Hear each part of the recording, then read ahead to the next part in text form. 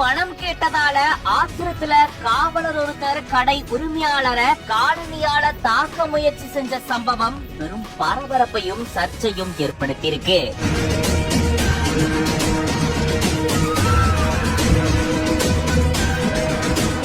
காவல் சீருடையில கடைக்காரரோட சண்டையிடக்கூடிய இது தொடர்பான வீடியோ வெளியாகி பரபரப்பை ஏற்படுத்தியிருந்தது.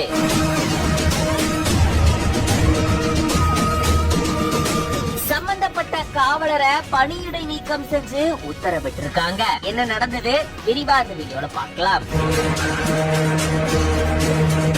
தருமபுரி அரசு மருத்துவக் கல்லூரி மருத்துவமனை வளாகத்துல முத்தமிழ் அப்படின்றவரு உணவகம் ஒண்ணு நடத்திட்டு வராரு. இங்க ஆயிரக்கணக்கான நோயாளிகள் வந்துட்டு போகக்கூடிய நிலையில இந்த உணவகத்துக்கு வந்து வரக்கூடியவங்க சாப்பிட்டு போறாங்க. அதே போல இங்க புறக்காவல் நிலையம் இருக்கு. இந்த காவல் நிலையத்துல காவலர்கள் சுழற்சி முறையில பணியாற்றிட்டு வராங்க. இந்த காவல் நிலையத்துல சிறப்பு உதவி ஆய்வாளரா பணியாற்றிட்டு வராரு காவேரி அப்படின்றவரு.